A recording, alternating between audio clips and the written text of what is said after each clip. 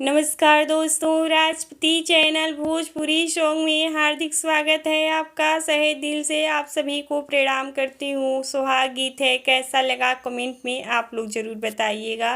नदिया किनारे बाबा बोलो सुहाग जी, उपजेला जैसे हाल रे दुबजी, उपजेला जैसे हाल रे दुबजी। सोहग कटाई बाबा दौरी, हकेली कवन दुल्हा मन छितेरायो जी, हकेली कवन दुल्हा मन छितेलायो जी। घर में से निकली बेटी हो कवन दे, इतना ता मोरे बाबा दे जो ना दिया जी, उतना त मोरे स्वामी जया को मिलायो जी, उतना त मोरे स्वामी जया को मिलायो जी।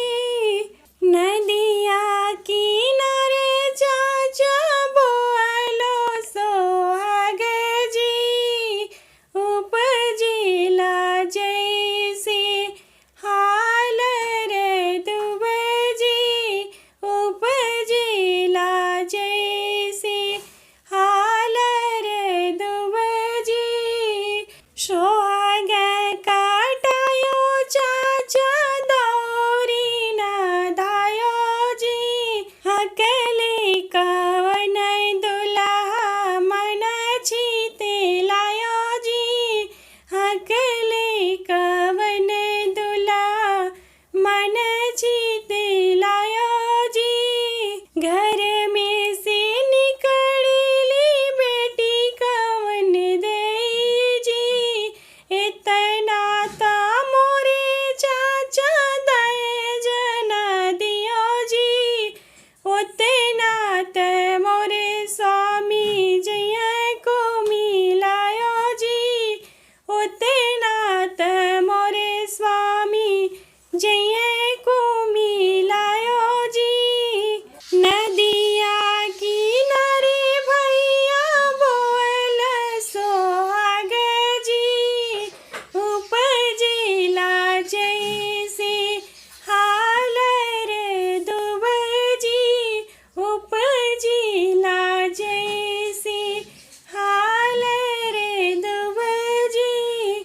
सोहग कटाई भैया दौरी न दायो जी, सोहग कटायो भैया दौरी न दायो जी, हकेली कवन दुल्हे मन छितेलायो जी, हकेली कवन दुल्हे मन छितेलायो जी। घर में से निकली कवन बहन जी, घर में से निकली कवन बहन जी, जितना ता मोरे भैया दे जना दियो जी, उतना त मोरे स्वामी जया को मिलायो जी, उतना त मोरे स्वामी जया को मिलायो जी। वीडियो अच्छा लगा हो तो प्लीज़ लाइक शेयर सब्सक्राइब जरूर कीजिएगा। धन्यवाद।